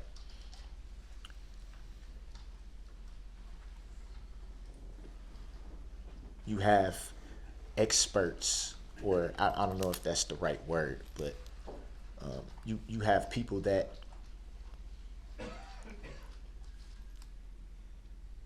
know exactly what to do, that recognize exactly what needs to be done and what should be done.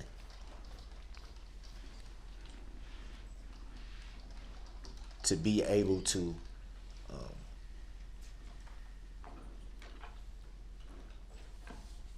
like I said, be properly medicated, which is extremely needed. I don't know if that answers. I'll follow it up again. What I hear you saying, sir, is that you don't have a specific recommendation in terms of how long the sentences are, whether they're life, whether they're consecutive, whether they're concurrent, but you're asking me to take into consideration your mental health needs and your desire to get help. Would that be fair? Yes, I would say.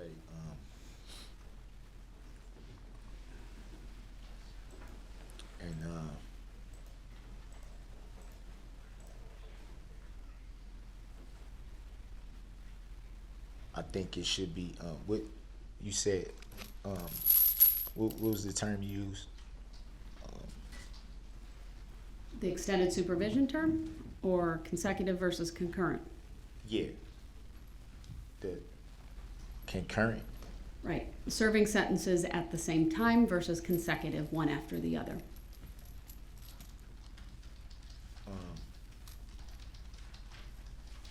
Serving all together.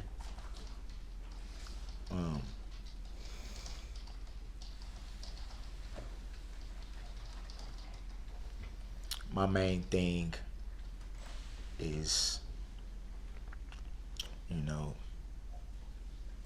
like I said, regardless, is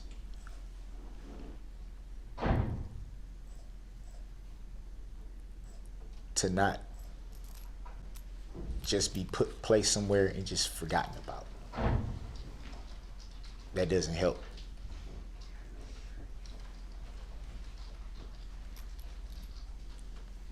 Obviously, I don't know how that all works. But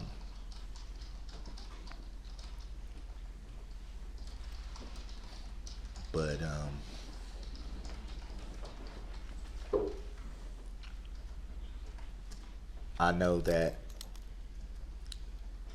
it would greatly benefit me to be able to be somewhere where, like I said, I can properly evaluate it and medicate it with the things that I need. It could be something that I haven't even discovered yet, or not me myself, but it could be something that may be way near that could have helped me years ago that I probably wouldn't never have known up until this point, that could have immensely helped. I want I want the opportunity. And again, I think we're starting to repeat some of these topics that you've covered, and I understand what you're saying. And I want to beat this. I want to beat this. I I want the understand opportunity to beat it, to show that it can be beat. At this time, I don't have to live like, I want to show that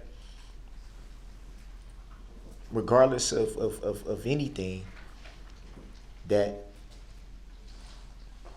there is still hope.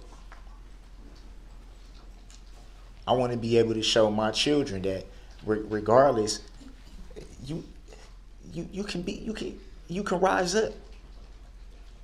You don't have to. I believe I understand and comprehend your desire to have your mental health issues addressed and met.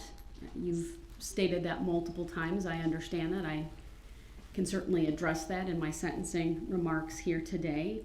At this time, it's been over 2 hours. I appreciate all of the words you've said here today and the fact that you've, made a statement. I apologize for the length. I didn't even It's not about the time. realize. It's okay. But at this time, I would like to take about a just shy of 20-minute break, come back at 3 p.m. and start my portion of the sentencing hearing with my sentencing remarks and the sentence. So at this time, we will be in recess until 3 p.m. Thank you, everyone.